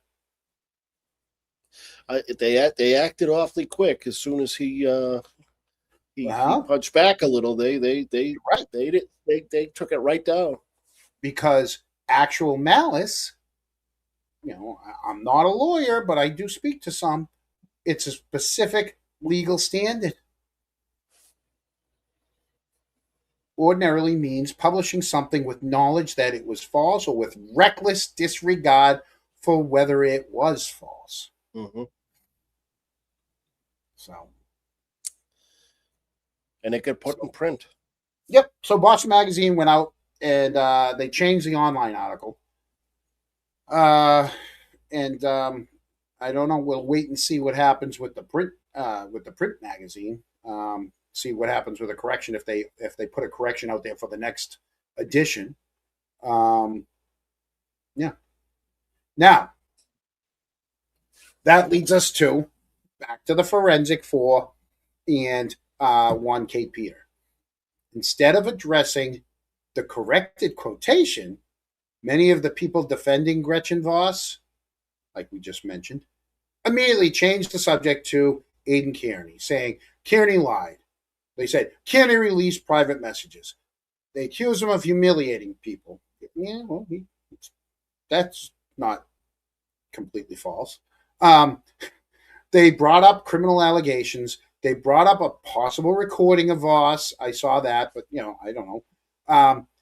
Then they said Yannetti supports Turtle Boy, therefore he has no right to complain. But none of that answered Yannetti's objection. Aidan could be totally wrong on every other subject that Boston Magazine put out there. But Boston Magazine would still have an obligation to accurately present David Yannetti's words. Mm-hmm. That's what they did wrong. So there's that. And if you have been on Twitter, which over the last couple weeks is not fun, you'll know that Masshole Mafia, Kay Peter, she longtime, highly partisan participant in this online battle. She's been publicly defending the House defendants, the Alberts and McCabe's, the McAlberts, whatever you want to call them. So she took to Twitter. Kerry Lama took to Twitter, and David. He every one of them that came, he bing, bing, bing, every one of them right down. It was like bowling for him. They kept setting the pins up, and he kept knocking them over. And it was that was the one fun thing to watch on Twitter over the last couple of days. Pretty much that, and a bunch of the other stuff that I watched. One of the other things, I've been posting some stuff other than the Karen Reed, John O'Keefe stuff. I posted. Did I bring this up at the last show about the wolf? Did I talk about the wolf at the last show? I don't remember. So there's this guy that I love to watch on social media. He's a Frenchman with a guitar, and he goes to different animals. Sometimes he's in the cage, sometimes he's outside of the cage, and there it is again. Sometimes he's in the cage, sometimes he's out of the cage. Well, this time he was just outside the cage, and it was this wolf that had grown up in captivity. The rest of his pack he was the last of his pack, and had lost its howl. Hadn't howled in a long time. And so this guy goes and he starts playing his music, and the wolf comes over and comes right to the fence. And Plumes, that's the guy. Yeah, Plumes is Plumes, the French guitar player. The guy, he starts playing. Wolf starts howling, and all the people from that sanctuary were all excited that he got his howl back. There's one where he actually was inside for this giant cat. I can't believe he was in there for, I don't know if it was a tiger or what. That was one. And then he was, I watched the one where he was singing to a sloth. The sloth started kind of singing back to him. It was great. You got to watch that. So anyone that wants to get away from it for a little bit, Google Plumes, the French guitar player. Go on to his, whether it's his Instagram or whatever. You'll get a couple minutes of. It was a tiger. See, I was close. It was a tiger. He was in the cage with the tiger, and he's been in the cage with some of these other animals too. But I like the one where he's in the field. You can't see any animals. He's in this this field, and he starts playing, and all the horses come from come out of the fog, and they come up, and then they start playing with the guitar with their mouth and their tongue and everything. And then the other one was he was playing with his back turned to a cow and a bull, unless there's two cows that one has horns. But I always thought bull. I don't know. Do cows have horns too? But he was playing to them, and they came trotting down to check him out. So yeah, you got to check that guy out. So that was the stuff that went on this week. You got anything, Eric? No, not really, John. Yeah. No, I've been, going to a few standouts and, campaigning for Adam Deitch and. Oh, we do. Yannetti went after Jonna Perkins. Oh, yes, he did. Yes, he did that one too. He had his boxing gloves on. He had his trunks on. He had his boots on. Mouth guard in. Not one person was coming in, getting out of that ring with him today. Another one. It seems like Jonna Perkins has gone all sour grapes. One of those, I was the first one to declare. I should have just walked into this DA's job, but now all these other people are in it, and you're making me work for it. And she seems like a very bitter person, and the race isn't even over yet. She did ask to join the Canton Chronicle Facebook page. Yeah, we let her in. She is a member now. Mm-hmm. It must be frustrating for her to see all the pro Adam Deitch stuff and information on there. Oh yeah. Well, I mean, can you blame her? I mean still no comments, still no posts yet. Not that I'm expecting any. No. There's Stoughton news. The only thing I have to say about that is right now, only because there's good. So everybody around here might know that Stoughton police chief has either she stepped down or she said she get forced out. There's issues, all right, with Donna McNamara. Yep, the chief, and there's something going on there, and let's just say, let's give it a week and see what comes out before we rush to decisions. Okay, let's just put that out there. Let's give it a week, but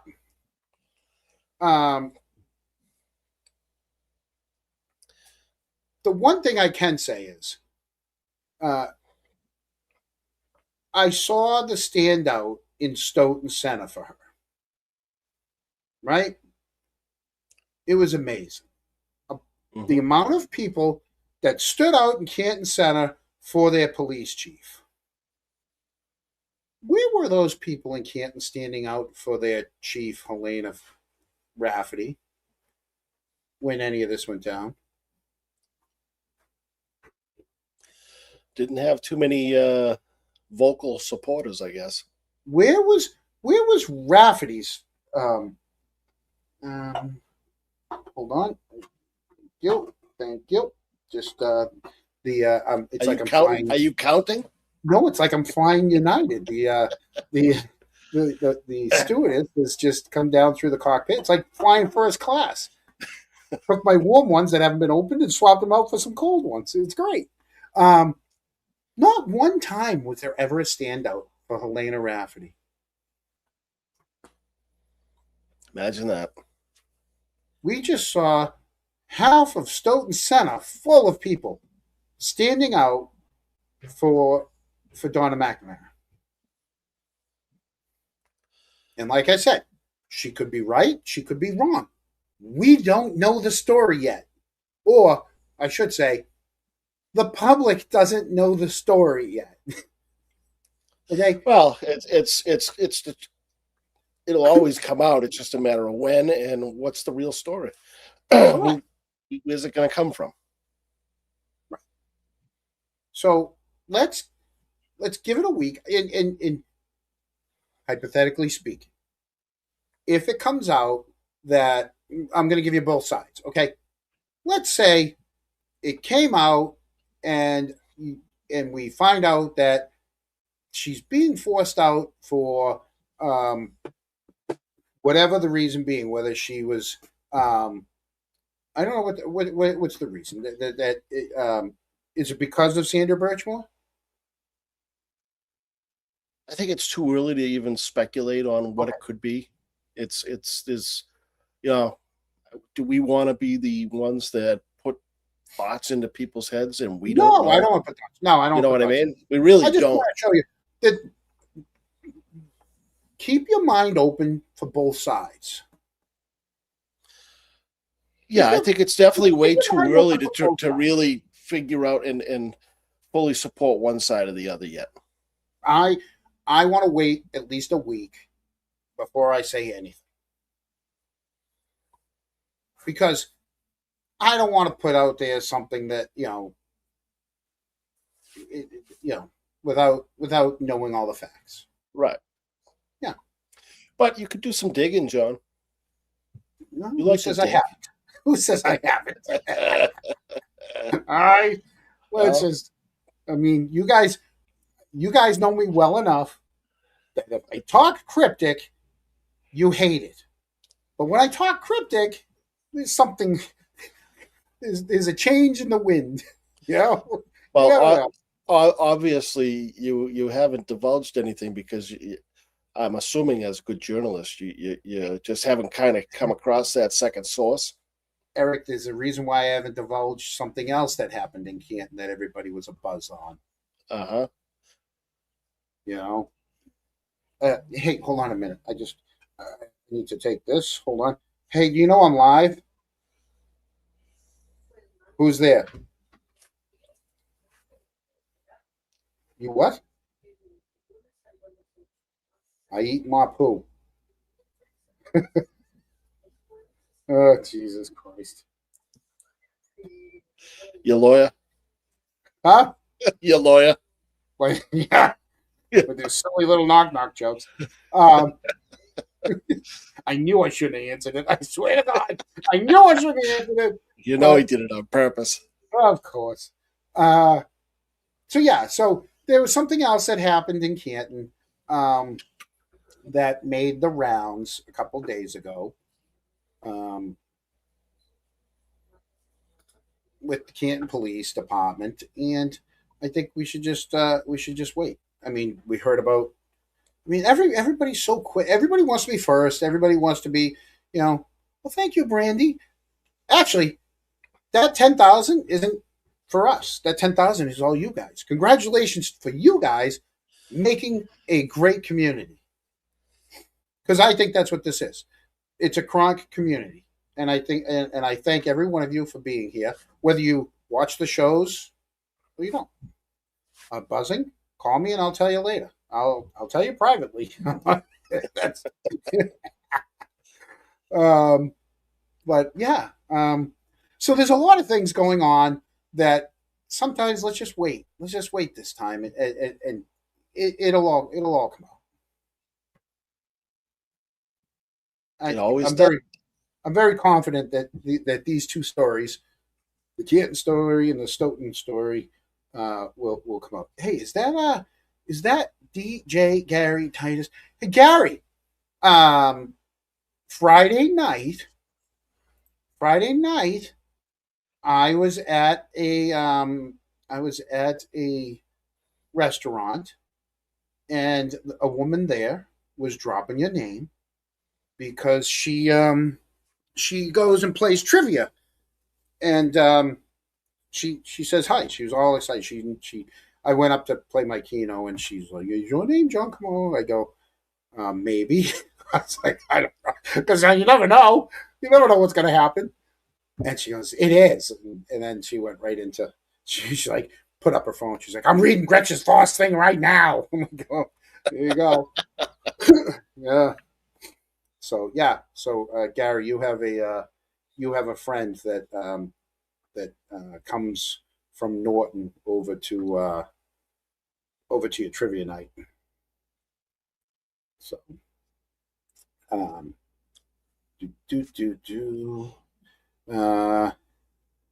what is this, Eric? You sending me? And apparently there are cows.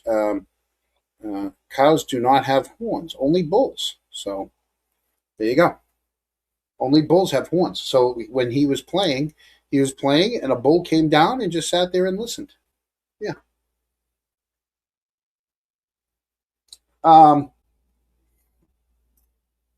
Ginny, thank you for adding us to the toy collection. Thank you for that. Eric, did we get all of the chat? I know we got a couple more members. Boston Brandy, member for 9 months, and she's a mod. One of the 4 best mods, because you really don't have to do anything because we asked not to delete. So I don't even know where we have mods. How about this? Chris, I don't care why, but I would love a good story as to why you don't like Aiden just being nosy. Who's Chris? I'm assuming that's maybe Chris Albert. Why Chris Albert doesn't like him? I think we know why. He got the sign over his head. You know, yeah, that was. You remember he followed him around, and he's like, "I know you're not driving home tonight." KJS with a super sticker, and warm members, the kind Oracle. Kindness can and should be contagious. You know what? I would like to. I'm trying to be kind to everybody. You know, geez, I was kind to Loophole all week. So I mean, you know, I'm kind to in New York. If I could be kind to that guy from New York, right? If I could be kind to a New Yorker, I don't know why other people can't be just as kind. So I want to thank you guys that just sent that. And how about we do this? Give us the fucking timeline. And we'll go easy on you. That happened. Sir, I'll take your microphone away. It is not the right way. John, you can't forget this one. It's her friend. There you go. Speaking of which, I finally got those. I can just give you a preface of it before we get into it, which we'll get into on our next show, because I didn't load it in because I didn't think we'd have time. We don't do marathon shows anymore. I mean, Jesus Christ! I watch freaking Sam do a show. You got a little bit more than 2 minutes to wrap it up. Which we can. We're gonna. But like I watched. So Grant was doing these. You know, what was that long show Grant did? How many hours did he? Oh, well, he's done 24-hour shows. He's done 15-hour shows. The other night, Sam did a 6-hour show. Oh, 6 hours I watched. Makeup was on point, but you know, I mean, I did text that. Her smoky eye was doing good, but even Mullins was commenting on her laugh. Her show's contagious because I mean the way it's a good show. Just Jilly Beans, you're confused. We don't even know what we're talking about. So good luck with that one. Yes. Now female cows couldn't go horns. So maybe there were two. Maybe there were two cows. Yeah. Maybe it was a cow with horns and one without. But anyways, it was a good little clip of the guy playing the guitar. Country guy here. Well, let me tell you something about country. Most of you that are here heard our song at the beginning of the show. And, you know, I like to go around. I go to Taunton to the Pines. They have all these bands outside. Most of the time it's rock. And I go down to Twin River a lot because they have free bands there. Well, somebody, you know, had seen it on Twitter, and they reached out to me. And she asked me if she could do a cover of the song. And I'm like, oh my God, really? And she's like, yeah. So, Carrie Underoath, I don't know if you guys know Carrie Underoath. She's a country singer. She asked if she could do a version of the song that we played this morning at the beginning of the show. And so she literally sent it back like within an hour of us coming on air. I got it right before we got on air. And so, John, the name of the song is John Deserves Justice, Justice. Right? Okay. Yeah. Now, here's the thing. I'm going to play it for you guys. No, it's not Carrie Underwood. It's Carrie Under Oath. Carrie Under Oath asked if she could play it. She sent me just the audio. So I took the audio and I put it to the original video so that you guys don't have to just listen to the audio. It's also on Spotify, iTunes, and everything. So if you're a country fan, and I know we have a couple Kronks, I know one from Canton that absolutely hates country. Sorry, but I know that some people do. So let's give you guys Carrie Under Oath's version of the song. Morning during a blizzard, there's no other cars on the road, so you're not coming down with sirens blaring, waking up an entire street, a neighborhood. it was just lights and flashing, and to be honest with you couldn't see very far.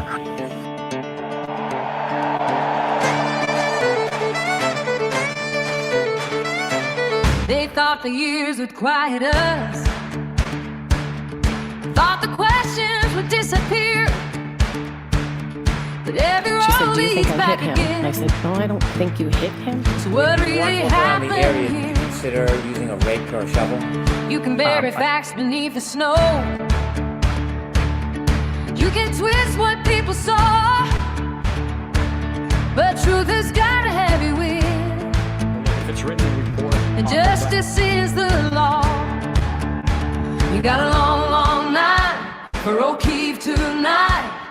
Rolling through Canton with the truth inside. Can't walk free, so the question rolls on. Who had the means when John was gone? Yeah, we're rolling for John. Let the whole world know you can hide the truth, but the truth's gonna show from the courthouse steps to the break of dawn. John deserves justice, so we keep rolling on.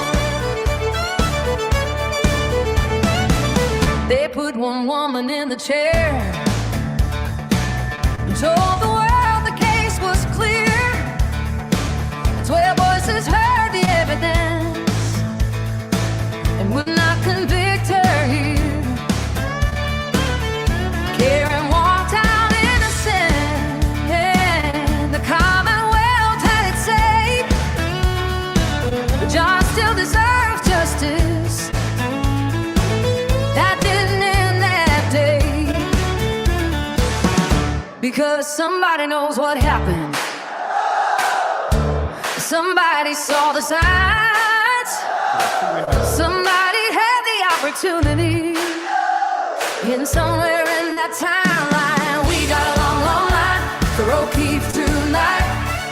Rolling through Canton with the truth inside. Can't walk free, so the question goes on. Who had the names when John was gone? Yeah, we're rolling for John. Let the whole world know we can hide the truth, but the truth's gonna show from the courthouse steps to the break of dawn. John deserves justice, so we rolling on.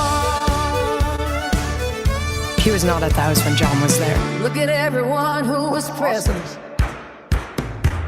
every person who came and went, who had access, who had reason, who knew more than what they said, who made the calls before the sunrise, who gathered once the news was known, who changed a detail, lost a message, or somehow never checked their phone. Don't pick the answer, then shake the facts.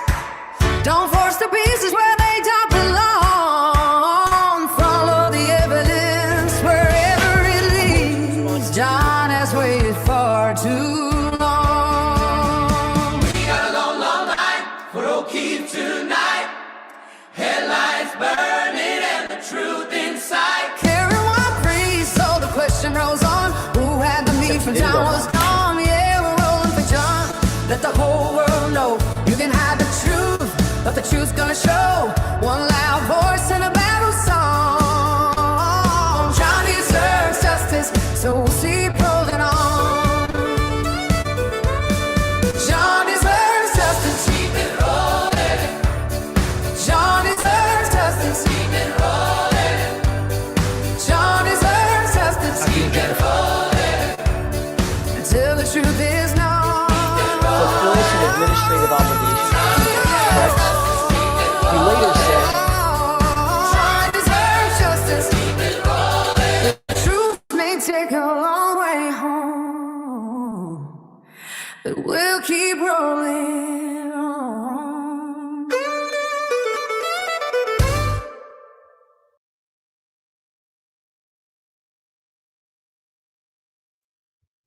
I unmuted my mic there. DJ, you're right. You get your truck back, you get your dog back, you get your husband back. Your car doesn't get keyed. The tires aren't slashed. Your mama gets, yeah, there's a lot of things when you play it backwards. So, Eric, are you muted too? Did you mute No, yourself I'm not. too? I'm not muted. Oh, I saw you looking up. So yeah, So, like I said, the songs are on Spotify. We're not giving up on John. And if you noticed, we have a ton of items in the Chronicle store, not just T-shirts. Went in there today, and I noticed vintage style T-shirts, hoodies, distressed caps, bucket hats, golf towels. Yeah, we have Kronk towels, hockey pucks, bottle openers. We have Kronk flasks for all the drinkers out there. We have beer steins for all the drinkers. Beach towels, swimwear, plenty of other Kronk merchandise. Now, the money came in, and I want to thank everyone that donated or who purchased one of those shirts or who donated on that Sunday night. The total came out to be just over $700. That is now going to, the original plan was we were going to give it to a high school. Well, now we can give like multiple ones to a high school. We can put that 700 in the bank. If there's other shows, we can add to it. But that's going to be donated to a, original plan was to donate it to a high school graduating senior in John's name in honor of John O'Keefe. But then I realized that the O'Keefes, the niece and nephew, are turning 18. Maybe it'd be nice to just give it to them. So it's set aside, and we all can come up with how we're going to spend that, or donate that, not spend it. How we're going to donate that.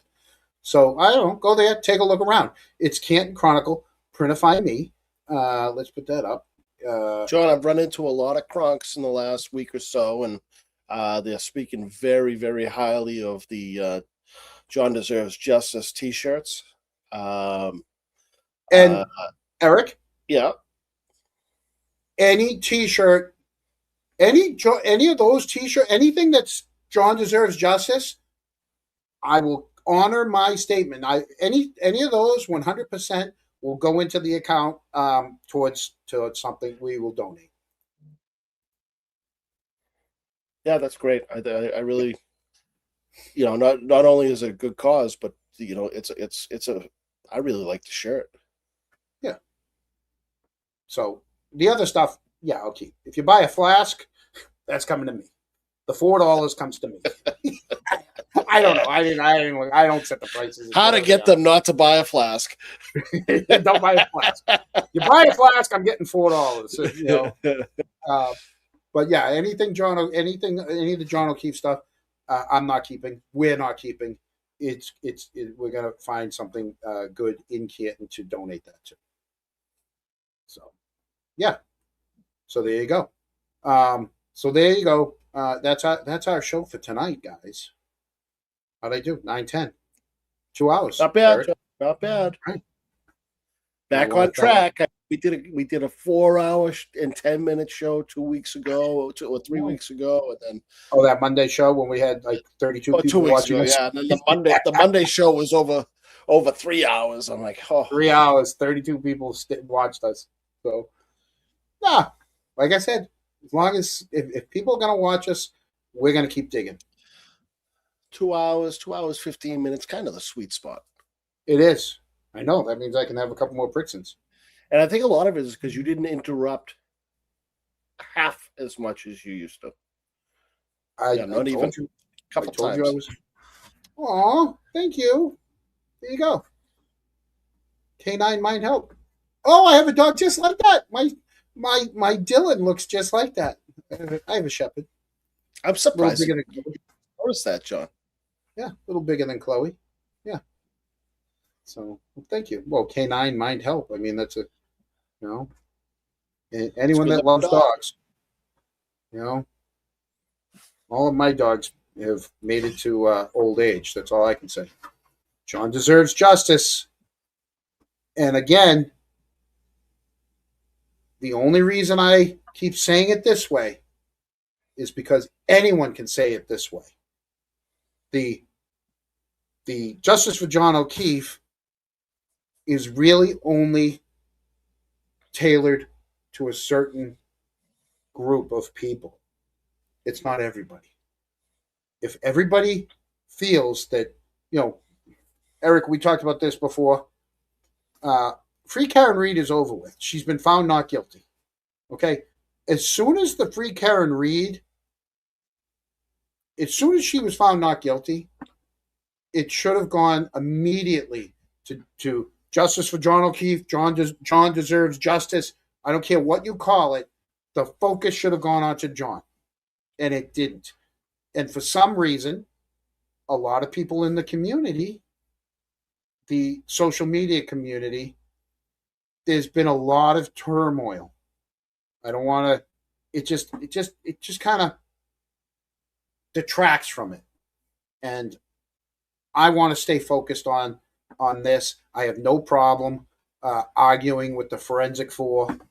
I have no problem watching loopholes stuff and trying to find new stuff. I have no problem watching Sam trying to find out more about the way these people think and act and who's telling the truth and who's not telling the truth. I mean, we kind of know, but I think I'm happy with the people that come to see us. They come to watch us because we're trying to we're trying to inform you, and we're trying to entertain you, and we're trying to do it with a little bit of Canton. Yeah. No? Hey, John, we at this point, we're here for Canton, and we're here for John. There you go. Eric, you want to have us out? Yeah.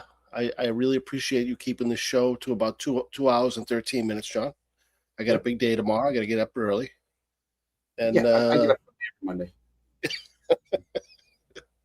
Yeah, you're an animal. Oh, we forgot to say thank you to the one group, the replay crew. Oh yeah. Shit, we always wait to the end. I got to build the replay crew into the beginning, into the open. And replay crew, we do read every single one of your comments you leave after the show's over. We appreciate it. We read everybody's. We read, especially the ones that send us the comments later. That's between Eric and I, we're the ones hitting all the little like love thing, just to let you guys know. I do it so that people know, hey, I saw your post. We don't just close it down and walk away. If I didn't hit the like button, it just means I didn't like it. Yeah. There you go. All right.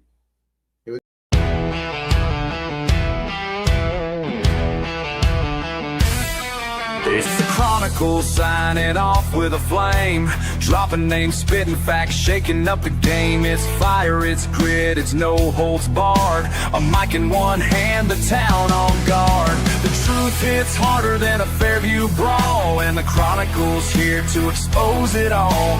From cover-ups to donut runs, we light up the night like Canton Suns. Next episode, yeah, we'll be back with more names, more flames, and a truth to say.